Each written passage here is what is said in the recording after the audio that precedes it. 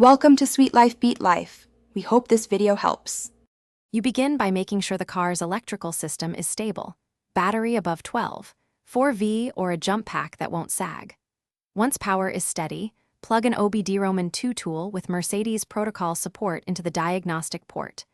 Make sure the key is in ignition position too, not running, because many modules only accept service commands in that state. While you connect, confirm your tool shows VIN and communicates with the instrument cluster. That's your green light to proceed.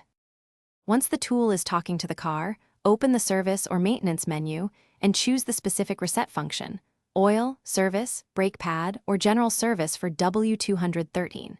Select the correct engine code, current mileage, and target interval when prompted.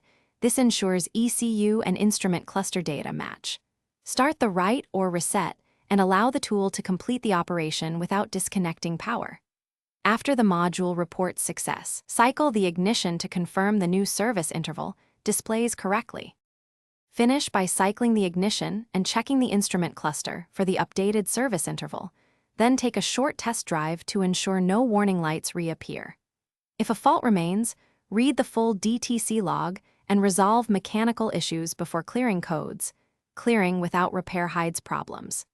If the reset fails due to communication errors, inspect fuses related to the onboard diagnostics. Verify OBD connector pins and battery terminals for corrosion, and retry with stable power.